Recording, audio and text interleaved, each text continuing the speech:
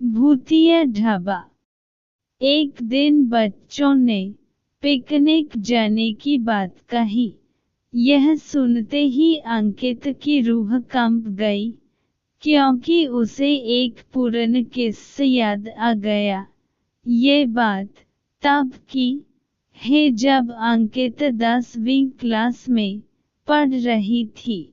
एक दिन टीचर ने पिकनिक का प्लान बनाया था। अपने सभी दोस्तों के साथ अंकित ने भी जाने के लिए हाँ कर दी। पिकनिक पर जाना था पावागढ़। पूरा स्कूल पिकनिक जा रहा था, इसलिए करीब 30 बस सभी बच्चों को ले जाने के लिए तैयार थी। अंकित अपने दोस्तों के साथ सबसे पीछे वाली बस में बैठ गई।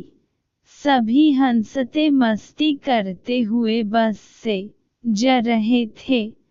तभी कुछ दूर जंगल के पास पहुंचकर उसी बस से तेज आवाज आई। ये वक्त रात के करीब 1:30 बजे का था। ड्राइवर गाड़ी से बाहर निकला तो उसे पता चला कि टायर फट गया है। ड्राइवर ने सबसे कहा कि बस का टायर बदलने में करीब 2 घंटे लगेंगे, आप सब नीचे उतर जाइए, मैं इसे बदल देता हूँ। आप लोग पास के ढाबे में जा सकते हैं, वहाँ गर्म गर्म चाय पी लीजिए और मैं इस टायर को फटाफट बदलने की कोशिश करता हूँ।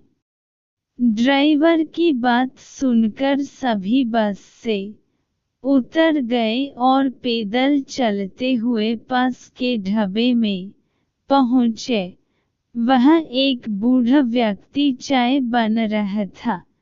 इतनी रात को ढाबा खुला हुआ और किसी इंसान को चाय बनते देख सबको हैरानी हुई। उस बूढ़े इंसान ने कहा, आप सब चाय पी लीजिए, यहाँ अक्सर लोगों की गाड़ी खराब हो जाती है, इसलिए मैं भी अपना ढाबा हरदम खुला रखता हूँ। आप जैसे राहगीरों को कुछ मदद हो जाती है। उनकी बात सुनकर सबने चाय का ऑर्डर दे दिया। उन्होंने कुछ ही देर में सबके लिए चाय बनकर मेज पर रख दी। चाय पीते हुए अंकित की आंखें एकदम ढाबे की छत की तरफ गई। वहाँ अंकित ने एक औरत को सफेद रंग की साड़ी में खुले बाल लहराते हुए देखा। कुछ देर बाद वो जोर जोर से हंसने लगी। भले ही हंसने की आवाज किसी को सुनाई नहीं दे रही थी, लेकिन अंकित ने उसे मुंह खोलकर हंसते हुए देखा था।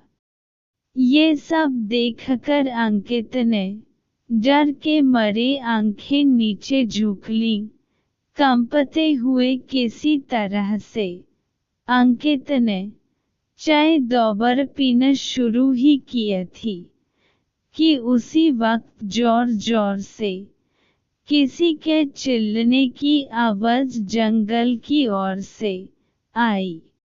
ढाबे में बैठे हुए सभी बच्चे और टीचर उस आवाज को सुनकर डर गए। सबको डरा हुआ देखकर उस बूढ़े इंसान ने कहा कि मैं देखकर आता हूँ क्या हुआ है, आप लोग यहीं बैठे रहो। इतना कहकर वो आवाज की तरफ बढ़ गया।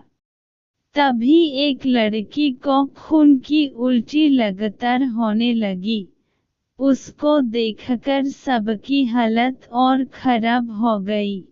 उसी समय एक टीचर ने कहा कि तुम सब आग जलाओ और उसके बगल में बैठ जाओ। सबने मिलकर आग जलाई और गोल घेर करके बैठ गए। टीचर ने सख्त लहजे में सबसे कह दिया कि अकेले कोई कहीं नहीं जाएगा। वैसे भी सब इतने डरे हुए थे कि अकेले कहीं जाने की हिम्मत हो नहीं रही थी। आग के पास बैठे बैठे 3 बज गए। तब कहीं जाकर वो बूढ़ा इंसान जंगल से लौट कर आया।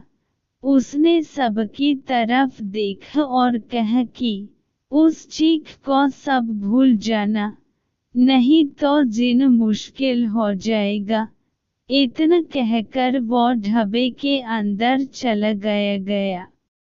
तभी ड्राइवर भी टायर बदलकर बस लेकर ढाबे के पास पहुंचा। सभी लोग भगवान का नाम लेते हुए उस बस में बैठ गए।